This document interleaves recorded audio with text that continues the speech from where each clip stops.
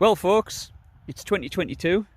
I posted my last video about this tent in 2015 and as you can see I'm still using the same tent and I'm camped out here in this lovely valley in the Lake District, and I'll award 10 points to the first person who can tell me which valley this is. But I just wanted to make this video to show what a great little tent this has been over the last 7 years. As you can see, it still stands rigid as a rock.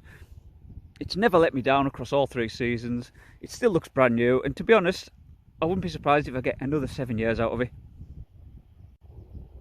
Now, that being said, it's not perfect. Then again, there's no such thing as a perfect tent, I think we all know that. But Vango actually do still make tents with this same design, and there's a few little things you can do to your tent just to make it perform a little bit better.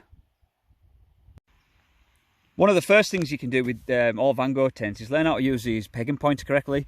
On the video I posted in 2015, you'll notice that the fly looks really quite flappy, and that was because I hadn't used a tent with these before. Now on the other video, I'd actually put the peg through the end of this tensioning strap, and what you're supposed to do is put the peg through the loop that is behind this buckle, and then you can then tension that down and add a lot of tension to your fly sheet, and that just makes for a much more rigid tent.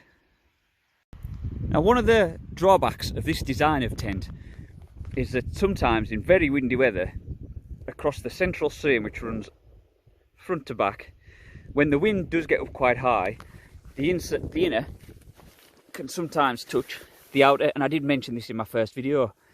So to increase the gap between my inner and my fly sheet, I used a hair tie on the end fixing points just to bring this away from the end and to increase the gap.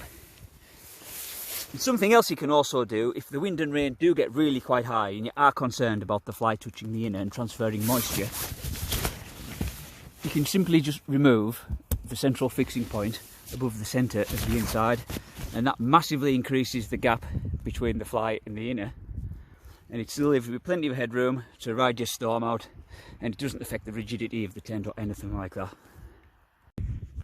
On the updated version of these tents, Vango have decided to add the guy line to this pegging point, so what you end up with is a sort of a triangle, and that causes a problem because when you try and add a lot of tension to the guy rope, it actually ends up pulling this part of the tent forward, and that compromises the entire structure of these tents because they actually rely on a lot of tension from this end pegging point right across the central seam to the end pegging point. So if you have the new version of this tent, I recommend untying the guy rope from the bottom there and just have one straight guy rope across the central seam, which allows you to add a lot more tension to the tent and thus a lot more rigidity. And of course, what you should always do, I swap the standard pegs out for these lighter, stronger jobs. So that'll do it, I reckon. Just a couple of things you can do with these tents to make them a little bit more dependable, a little bit more comfortable. I've probably got a big Vango up for this tent. I love it. It's been brilliant these last 7 years. Look at it, it still looks brand new. I hope I get another 7 years out of it, I really do. But that would mean my next 7-year update will be in 2029. So make sure you check back on my channel then, guys.